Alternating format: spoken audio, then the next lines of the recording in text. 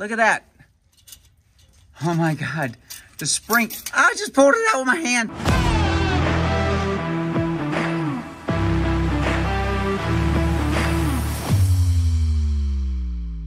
.570S in the shop. Ethan in the shop. What up?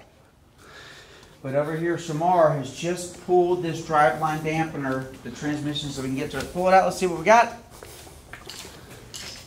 OMG. Hang on. Wait. Well, look at the damage to the front of the transmission. That should not be like that. And then here's why. Stop. Look at that. Oh my God. The spring, I just pulled it out with my hand. Look at the little broken piece. Oh my gosh, look at that. That, my friends, that is a broken driveline dampener. This is why you need to replace it with the new style.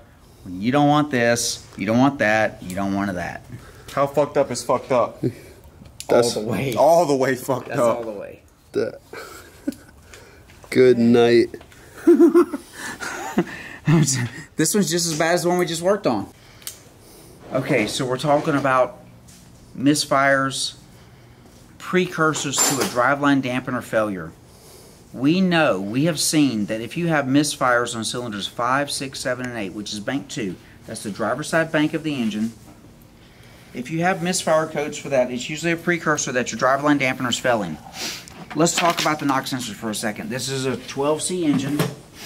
Down inside the valley, there are 4 sensors. Here's 1, 2, 3, and 4. And these sensors are bolted to the block and they listen for the sound of detonation, which is a very specific metallic sound.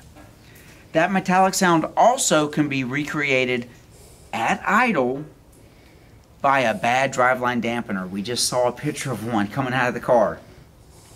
If you have an early McLaren and you have misfire codes on cylinders 5, 6, 7, and 8. Did I get that right? 5th grade math here.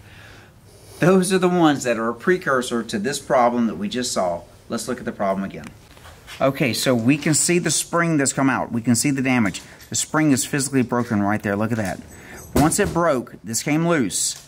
And like a roulette wheel, bing, bing, bing, it's bouncing all around inside of this cavity until one day it just lands at the perfect spot right here.